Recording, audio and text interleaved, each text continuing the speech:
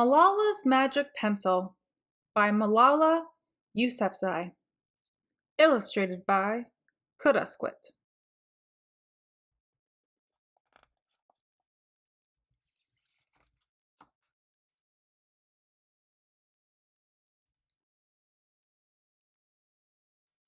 Do you believe in magic? When I was younger, I used to watch a TV show about a boy who had a magic pencil. If he was hungry, he drew a bowl of curry, and it appeared. If he and his friends were in danger, he drew a police officer. The boy was a little hero, always protecting people who needed help. How I wanted a magic pencil too.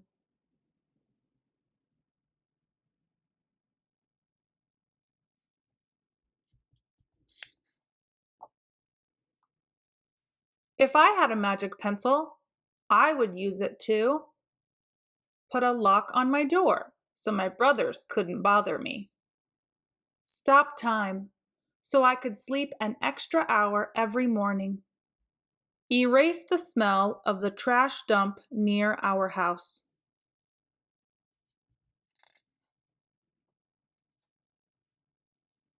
And I would use it to make other people happy.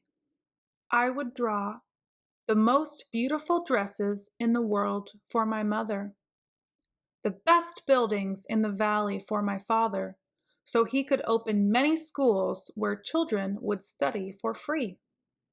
A proper ball so my brothers and I no longer had to play with an old sock stuffed with rubbish.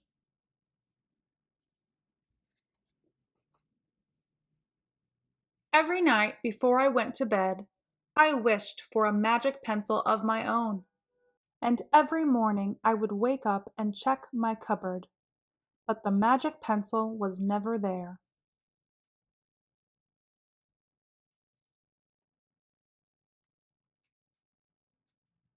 One day I was throwing away potato peels and eggshells at the dump. I was wrinkling my nose, swatting away flies, and making sure I didn't step on anything dirty in my nice shoes, when I saw a girl about my age sorting trash into piles. Nearby, boys were fishing for metal scraps using magnets on strings.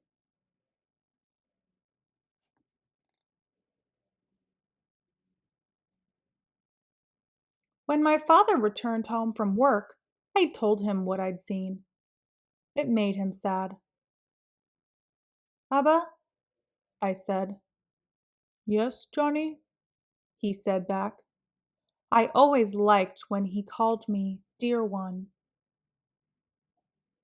"Why haven't I seen that girl in my class?" "Because," he said, but he didn't finish right away. "Because, Johnny, in our country not everyone sends their daughters to school, and some children must work to support their family. Those boys will sell the metal scraps they find. If they went to school, their families would go hungry." School was my favorite place, but I had never considered myself lucky to be able to go.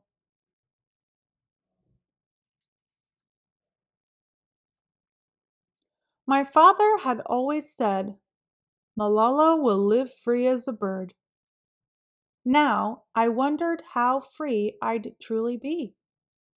That night I thought about families who didn't have enough food, and the girl who couldn't go to school, and even about how when I was older, I would be expected to cook and clean for my brothers, because where I came from, many girls weren't allowed to become what they dreamed of.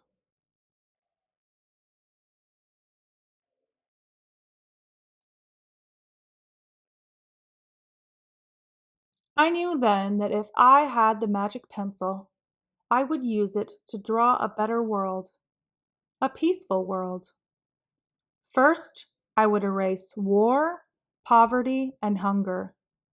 Then I would draw girls and boys together as equals.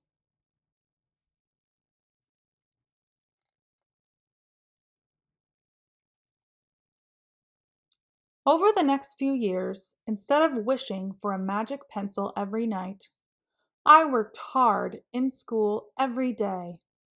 I wanted to be one of the top students in my class.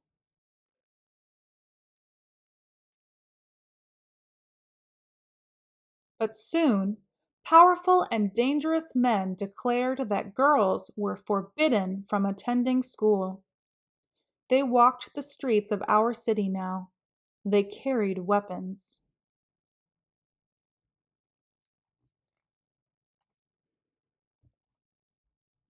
One by one, girls stopped coming to school. Abba, where are all the students?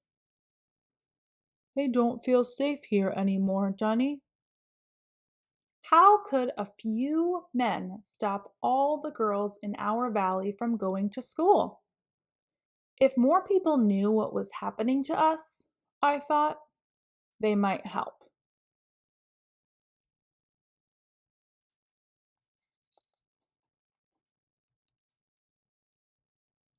Wishing wasn't enough. Someone needed to speak out. Why not me? I wrote about what it felt like to be scared to walk to school and how some of my friends had moved away because of the threat they faced in our city. I wrote about how much I loved school and how proud I was of my uniform.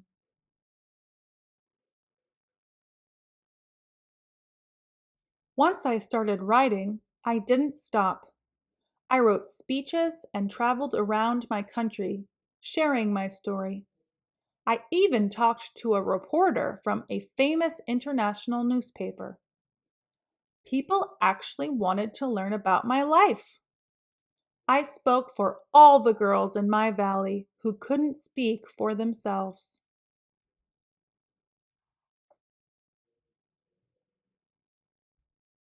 My voice became so powerful that the dangerous men tried to silence me, but they failed.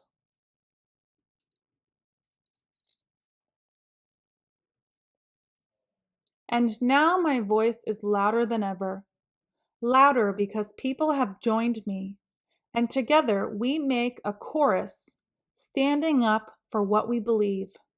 We raise our voices for those in need, help people in danger, even if they are an ocean away.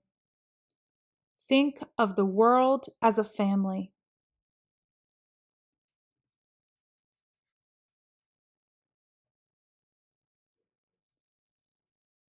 Do you still believe in magic? I do. I wrote alone in my room, but people all over the world were reading my story. Millions now know it and help me spread my message of hope.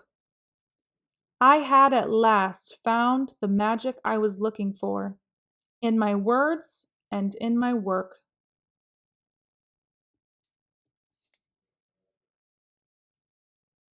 I am Malala. I've always wished I could make the world a more peaceful place. And every day I work to make my wish come true. One child, one teacher, one book, and one pen can change the world. The end. Thank you for watching. Enjoyed this read aloud book? Click like and subscribe to the reading booth.